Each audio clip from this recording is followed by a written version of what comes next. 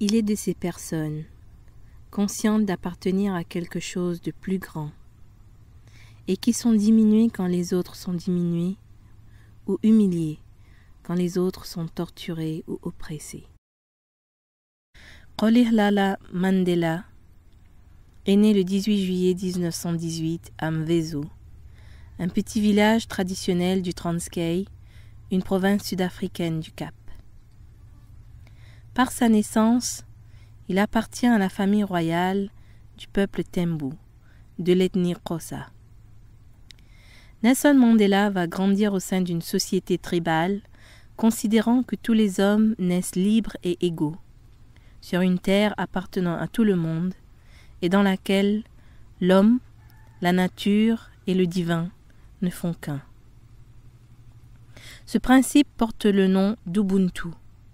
Il est au cœur de la vie des Africains et implique que l'humanité d'une personne est liée à l'humanité des autres et que les hommes ont des obligations les uns envers les autres.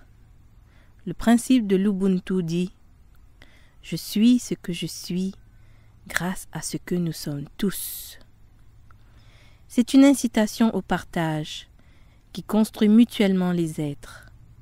Là où l'Occident voit un individu isolé, l'Afrique voit l'individu dans son contexte, en relation avec les autres.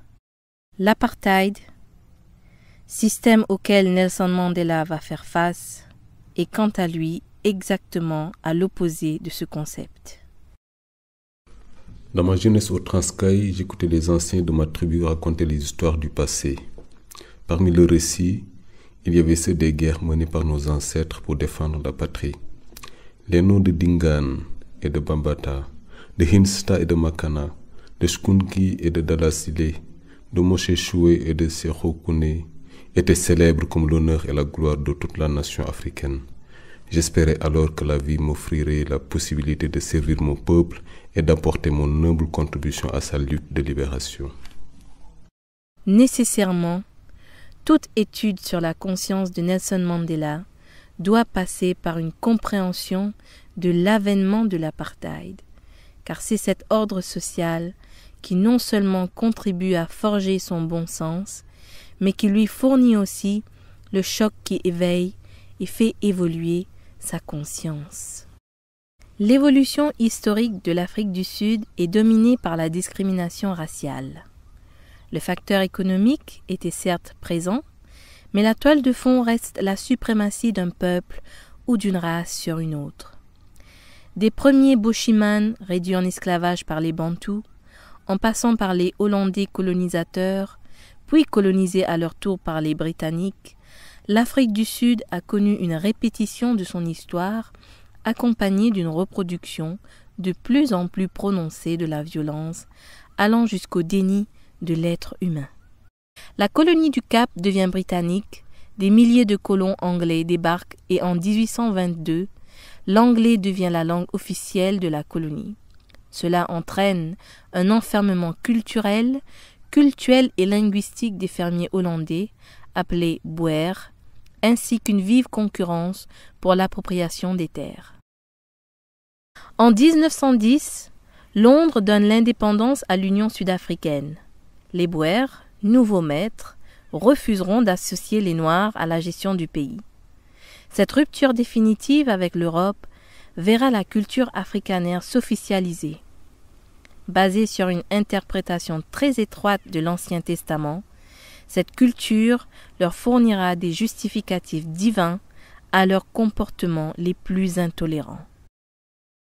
Rien ne pouvait arrêter cet appareil oppressif qui prenait corps de manière si effrayante jusqu'à la création en 1912 de la South African Native National Congress, une organisation non violente et multiraciale destinée à mettre fin à toutes les formes de ségrégation.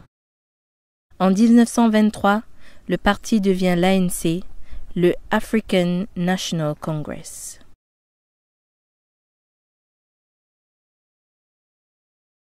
Ce qu'on appelle le bon sens est en fait l'ensemble des idées reçues qu'on nous a inculquées jusqu'à l'âge de 18 ans. Comme le dit Einstein, notre bon sens est le fruit d'un conditionnement historique et parental qui constitue à assimiler l'ensemble des valeurs traditionnelles, culturelles et religieuses apprises depuis l'enfance. Ce conditionnement forge l'identité et développe chez l'individu l'idéal de devenir quelqu'un, d'être reconnu et d'avoir une position dans sa communauté et dans la société. Nelson Mandela n'échappe pas à cette étape de la conscience. Les Xhosa sont un peuple fier et patrilinéaire avec une langue expressive et mélodieuse et un attachement solide aux lois, à l'éducation et à la politesse. Chaque Xhosa appartient à un clan qui indique son ascendance jusqu'à un ancêtre spécifique. Je suis membre du clan Madiba d'après un chef Tembu qui régnait dans le Transkei au XVIIIe siècle. On m'appelle souvent Madiba, mon nom de clan, qui est un terme de respect. C'est en effet le cadre historique et le cadre parental qui veillent au développement de ce bon sens, qui est perçu comme essentiel pour réussir dans sa vie. De ce fait, tout est mis en œuvre dans l'ordre social pour assurer la pérennité de ces héritages de génération en génération. Cette époque était façonnée par la coutume, le rituel et les tabous. C'était l'alpha et l'oméga de notre existence et cela allait de soi. Les hommes suivaient le chemin tracé pour eux par leur père, les femmes menaient la même vie que leur mère avant elles. Sans qu'on ait besoin de me le dire, j'ai bientôt assimilé les règles compliquées qui dirigeaient les relations entre les hommes et les femmes. De son père, Mandela dira: Je maintiens que l'éducation plutôt que la nature est le premier formateur de la personnalité, mais mon père possédait cette fierté rebelle et ce sens obstiné de la justice que je reconnais en moi. Lorsqu'il atteint ses 10 ans, la mère de Mandela veut qu'il fasse des études et qu'il ait un bon travail pour évoluer dans ce monde qui change tout le temps et qui remet en cause leur ancien monde, disait-elle. Suite au décès de son père, il est confié aux soins du chef Djongintaba Dalindyebo, régent du peuple Tembu. Il part vivre avec lui à Mqehekezweni, siège du clan. Le chef Joyi disait que les Africains avaient vécu dans une paix relative jusqu'à l'arrivée des Abelungu, les Blancs, venus sur la mer avec des armes qui crachaient le feu. Jadis, disait-il encore, les Tumbu, les Pondons, les Xhosa et les Zoulous étaient tous les enfants d'un même père et vivaient comme des frères. L'homme blanc avait brisé la Bantou, la communauté des différentes tribus. L'homme blanc avait faim de terre et l'homme noir avait partagé la terre avec lui comme il partageait l'air et l'eau. La terre n'était pas faite pour que l'homme la possède, mais l'homme blanc prenait la terre comme on prenait le cheval d'un autre homme. Mais l'éducation qu'il reçoit dès l'école primaire n'est pas sans influence sur son bon sens, ce qui lui fait dire: L'anglais éduqué était notre modèle. Nous aspirions à devenir des Anglais noirs, comme on nous appelait parfois par dérision. On nous enseignait et nous étions persuadés que les meilleures idées étaient les idées anglaises, que le meilleur gouvernement était le gouvernement anglais et que les meilleurs hommes étaient les Anglais. Je ne savais pas encore que la véritable histoire de notre pays ne se trouvait pas dans les livres britanniques qui affirmaient que l'Afrique du Sud commençait avec l'arrivée de Jan van Riebeeck au Cap de Bonne-Espérance en 1652. Grâce au chef Joyi, j'ai commencé à découvrir que l'histoire des peuples de langue bantou commençait bien plus au nord, dans un pays de lacs, de plaines et de vallées vertes, et que lentement, au cours des millénaires, nous avions descendu jusqu'à la pointe extrême de ce grand continent. La plupart des gens sont influencés par le passé. J'ai grandi dans un village jusqu'à mes 23 ans, puis je suis parti à Johannesburg. Bien sûr, j'étais, disons, presque tout le temps à l'école. Je revenais pour les vacances de juin et de décembre, 1 mois en juin et 2 en décembre. Donc j'étais à l'école pratiquement toute l'année. Et puis en 1941, alors que j'avais 23 ans, je suis allé à Johannesburg et j'ai appris. J'ai absorbé les modes de vie occidentaux et le reste. Mais mes opinions s'étaient déjà formées à la campagne et vous devinez mon grand respect pour ma propre culture, la culture indigène. Bien entendu, nous ne pouvons pas vivre sans la culture occidentale. J'ai cette double influence culturelle. En intégrant l'école primaire, il aura son premier choc culturel. celui de la langue. Parlant le Xhosa, il devra apprendre à lire et à écrire l'anglais. C'est ici qu'il recevra de son institutrice le prénom anglais de Nelson. On lui enseignera aussi l'histoire selon le regard des Afrikaners, avec des blancs et des sauvages, et aussi un dieu blanc venu pour les sauver. Cette histoire est très différente de celle des anciens et du culte des ancêtres.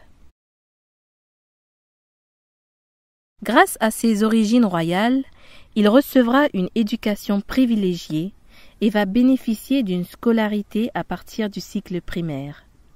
Juste après son initiation, Mandela est envoyé dans un établissement anglais renommé, le Clarkbury Boarding Institute, puis au lycée méthodiste de Helltown, où étudie la plupart de la famille royale Tembu. À Clarkbury, beaucoup de garçons étaient issus de la noblesse africaine et je n'étais pas unique. C'est une leçon très importante. J'imagine que je devais être un peu snob à cette époque. J'ai vite réalisé que je devrais faire mon chemin sur les bases de mes capacités et non de mon héritage. À Helltown et à Forare, j'étais entré en contact avec des étudiants appartenant à d'autres groupes que les Xhosa et j'ai commencé à penser au-delà des seules conceptions ethniques. Mais l'illusion et le désenchantement font partie de la vie. C'est un processus qui ne finit jamais. Au début des années 40, j'étais particulièrement frappé par la différence entre mes espérances et ce que je vivais.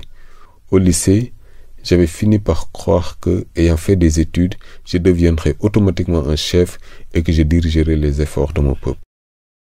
Nelson Mandela est allé même jusqu'à devenir étudiant dans la très élitiste université anglaise de Fort Hare, où il deviendra le premier noir licencié en droit de l'université sud-africaine. C'était aussi un choc pour lui que son expérience sur le terrain était assez différente de ce à quoi il s'attendait. Il évoluait dans des cercles où la connaissance pratique était mise en avant et où un bagage universitaire n'avait pas nécessairement d'importance décisive. Ce qu'on m'avait enseigné au lycée n'avait pratiquement aucune pertinence dans mon nouvel environnement. En général, les professeurs évitaient les sujets comme l'oppression raciale, le manque de perspectives professionnelles pour l'homme noir et les nombreuses indignités dont celui-ci souffrait dans sa vie quotidienne. Personne ne m'avait jamais dit comment on viendrait à bout des préjugés, quel livre je devais lire à ce sujet, ou quelles étaient les organisations politiques auxquelles je pouvais m'inscrire afin de m'engager dans un mouvement organisé pour la liberté. Le temps qu'il a vécu à Alexandra, à Soweto, constitue aussi une période de choc constant pour Mandela, car dans ce township, il était dans l'insécurité totale. À Alexandra, la vie était passionnante, même si les politiques raciales du présent gouvernement ont détruit son tissu social et l'ont transformé en ville fantôme. Évoquer cet endroit fait toujours monter en moi une vague de souvenirs tendres. C'est là que je me suis habitué à vivre en ville et que je suis entré en contact physique avec tous les maux de la suprématie blanche. J'étais déjà allé en prison auparavant, mais pour des violations mineures, et j'y n'étais resté qu'un jour, même pas. On m'arrêtait le matin, on me relâchait dans l'après-midi. Une fois, on m'a arrêté non pas à cause de la manifestation, mais parce que j'étais allé uriner dans des prétendues toilettes pour blancs. On peut dire que je me suis lavé les mains dans les toilettes réservées aux blancs, et qu'on m'a arrêté pour ça. C'est une erreur de ma part. Je n'avais pas lu le panneau, donc ils m'ont arrêté et amené dans un commissariat. Mais à la fin de la journée, ils m'ont relâché. Alors qu'à côté, il y avait des gens qui allaient en prison à cause d'un principe, parce qu'ils protestaient contre une loi qu'ils estimaient injuste. Des étudiants qui étaient mes camarades et qui avaient quitté leur salle de classe afin de défier l'autorité par amour pour leur peuple et pour leur pays, ça a eu un énorme impact sur moi. Je commençais à me rendre compte qu'un noir n'avait pas à accepter les dizaines d'affronts mesquins qu'on lui infligeait chaque jour. Je n'ai jamais eu d'épiphanie, ni de révélation particulière, ni même un grand moment de vérité, mais tout simplement une accumulation de centaines d'affronts, des centaines d'indignités et des centaines de moments qui ont provoqué chez moi une colère, une volonté de rébellion, le désir de lutter contre le système qui emprisonnait mon peuple. Il n'y avait pas eu un jour bien précis où je me serais dit, désormais, je me consacrerai à la libération de mon peuple. Je me suis simplement retrouvé à le faire parce que je ne pouvais pas faire autrement. C'est là un trait marquant de l'être de paix qui ne laisse plus sa conscience au repos. Il se sent concerné par les événements auxquels il fait face et s'engage dans une action libératrice. La loi telle qu'elle est appliquée, la loi telle qu'elle est développée au cours d'une longue période historique, et en particulier la loi telle qu'elle est rédigée et conçue par le gouvernement nationaliste, est une loi qui, d'après nos conceptions, est immorale, injuste et intolérable. Notre conscience nous dit que nous devons protester contre elle, que nous devons nous opposer à elle et que nous devons essayer de la changer. Je pense que les hommes ne peuvent rester sans rien faire, sans rien dire, sans réagir devant l'injustice, qu'ils ne peuvent rester sans protester devant l'oppression, sans essayer de réaliser une société et une vie correcte comme ils les envisagent.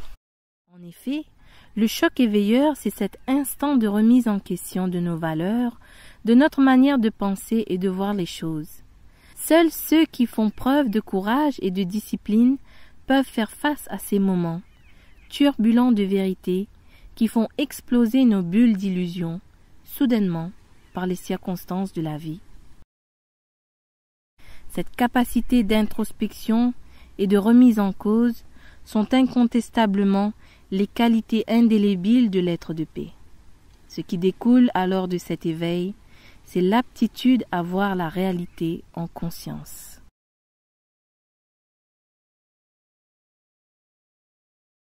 Après le rite de passage à l'âge adulte par la circoncision, Nelson Mandela écoute le discours du chef Melekile sur le vrai visage de la société sud-africaine.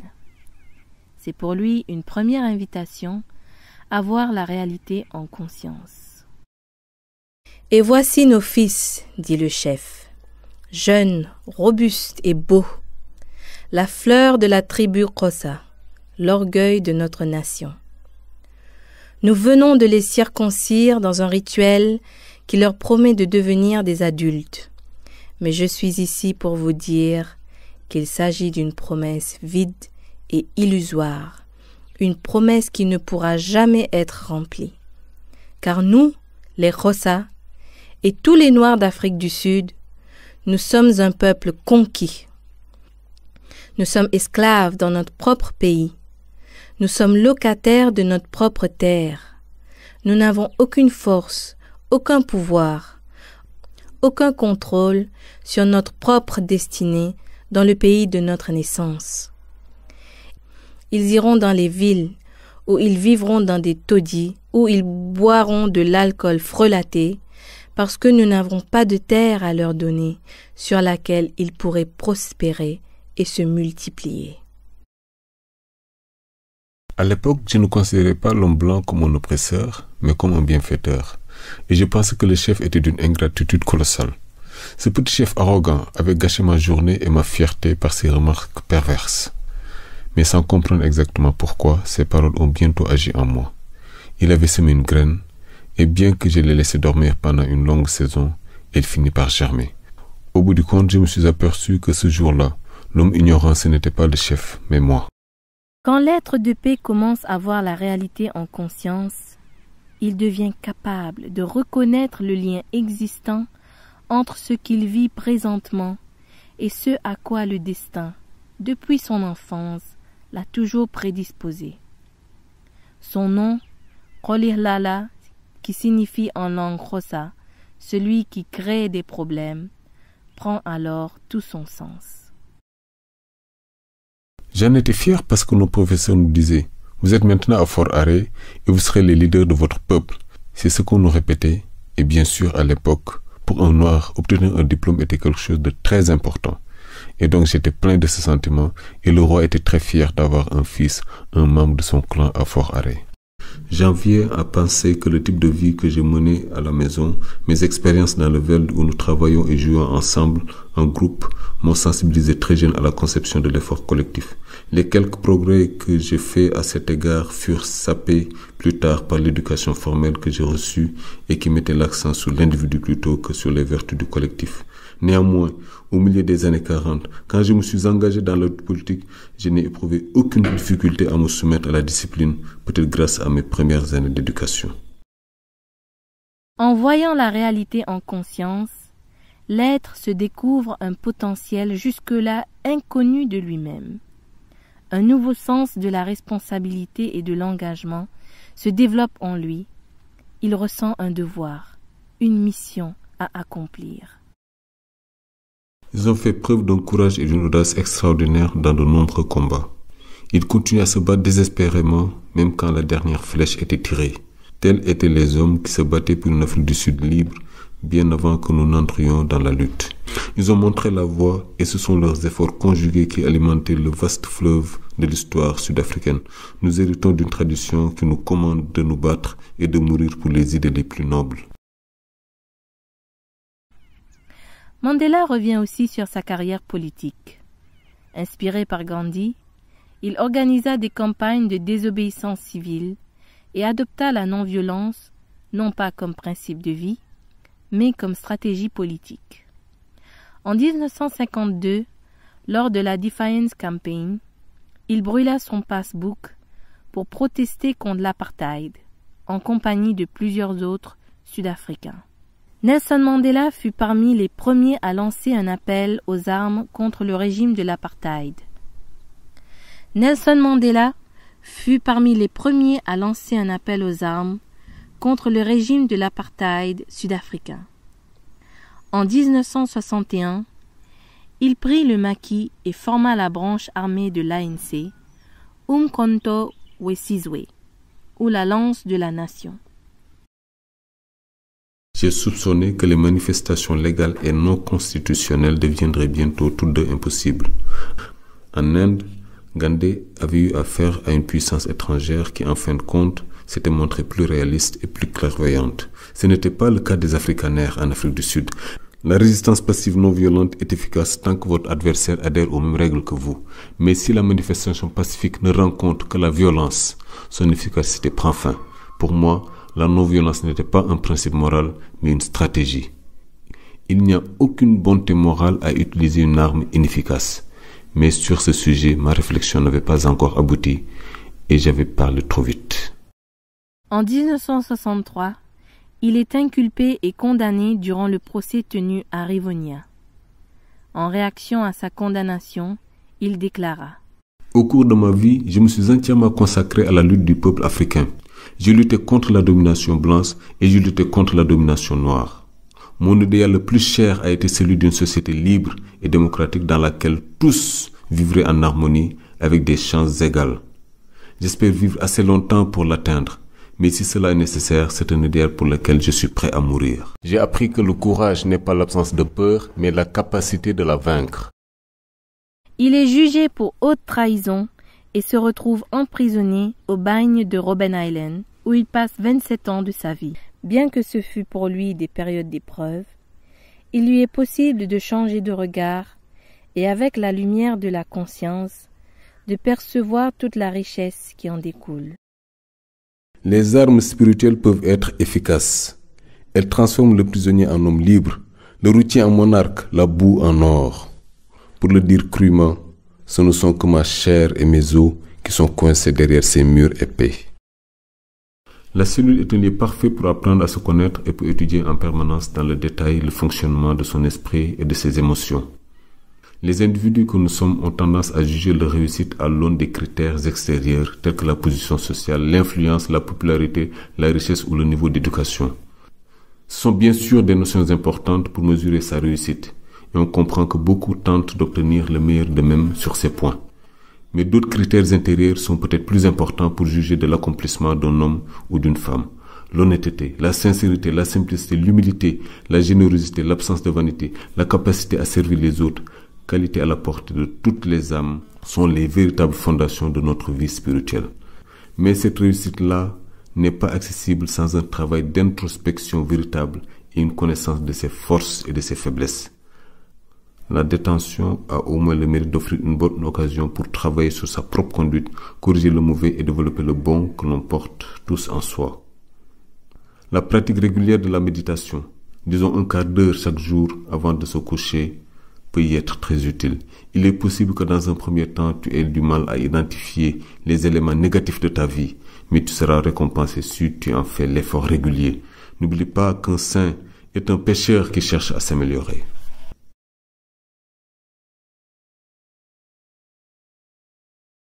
C'est ainsi que d'expérience en expérience, le regard de l'être de paix change. Et quand le regard change, c'est l'être qui change. Quand Nelson Mandela sort de prison en 1990, il est l'incarnation de la liberté. Il n'a plus à parler de changement, il est lui-même le changement. Il n'a plus à œuvrer pour la paix, il est lui-même la paix. Il n'a plus à attendre le pardon, il est lui-même pardon. Alors que je franchissais la porte vers le portail qui me conduirait vers ma liberté, je savais que si je ne laissais pas derrière moi mon amertume et ma haine, je serais toujours en prison. Se met alors en œuvre le projet de société de celui qui s'est libéré de ses émotions et qui vit la pleine conscience. C'est un Nelson Mandela qui a compris cet ordre social, qui sort de prison pour dire: c'est au cours de ces longues années solitaires que la fin de la liberté pour mon peuple est devenue fin de liberté pour tous, blancs et noirs. Je savais parfaitement que l'oppresseur doit être libéré, tout comme l'oppressé. Un homme qui prive un autre homme de sa liberté est prisonnier de la haine. Il est enfermé derrière les barreaux des préjugés et des étroitesses d'esprit.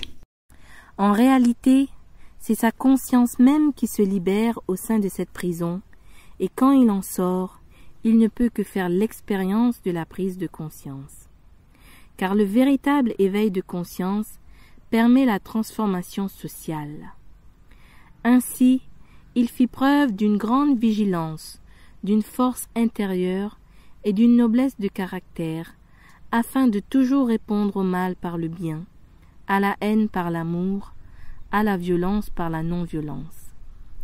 Le chemin du juste milieu fut ainsi tracé par l'homme du juste milieu, qui, à la sortie de 27 ans de prison, prônait pardon et réconciliation. Artisan de paix, il met alors en place avec Desmond Tutu la commission Vérité et Réconciliation, appelant le peuple sud-africain noir et blanc à pardonner et à s'unir. Il reçoit le prix Nobel de la paix en 1993, conjointement avec le président de Klerk, pour leur action en faveur de la fin du régime d'apartheid et pour avoir jeté les bases d'une nouvelle Afrique du Sud démocratique. L'Afrique du Sud appartient à tous ceux qui y vivent, aux blancs comme aux noirs, et aucun gouvernement n'est justifié à prétendre exercer l'autorité si ne la tient de la volonté de tous. On m'a aussi interrogé sur les peurs des Blancs. Je savais que les gens s'attendaient à ce que je manifeste de la colère envers eux, or je n'en avais aucune. En prison, ma colère envers les Blancs s'était apaisée, mais ma haine envers le système s'était accrue. Je voulais que l'Afrique du Sud voie que j'aimais jusqu'à mes ennemis tout en haïssant le système qui avait fait naître notre affrontement. Je disais au public blanc que nous avions besoin d'eux et que nous ne voulions pas qu'ils quittent le pays. Ils étaient sud-africains exactement comme nous et ce pays était aussi le leur. Je ne mâchais pas mes mots sur les horreurs de l'apartheid, mais je répétais sans cesse que nous devions oublier le passé et nous concentrer sur la construction d'un avenir meilleur pour tous. En effet, arrivé au pouvoir, il leur proposera une vraie coopération. Il leur tendra encore la main en leur disant: ensemble, construisons l'avenir de notre pays. Beaucoup de gens avaient l'impression que la vie allait changer du jour au lendemain après une élection libre et démocratique. Mais ce ne serait pas du tout le cas. Souvent je disais dans les réunions, ne vous imaginez pas que le lendemain de l'élection, vous allez conduire une Mercedes ou nager dans votre piscine. Je disais à nos partisans, la vie ne va pas changer de façon spectaculaire, mais votre amour propre sera plus grand et vous serez devenus des citoyens dans votre propre pays. Vous devez être patient. Vous devrez peut-être attendre 5 ans pour voir les résultats. Je le disais, si vous voulez continuer à vivre dans la pauvreté sans vêtements ni nourriture, alors allez boire dans les shebins. Mais si vous voulez vivre mieux, vous devez travailler dur. Nous ne pouvons pas le faire à votre place. Vous devez le faire vous-même. Le changement ne viendra pas si nous attendons une autre personne ou un autre moment. Nous sommes ce que nous attendons. Nous sommes le changement que nous cherchons.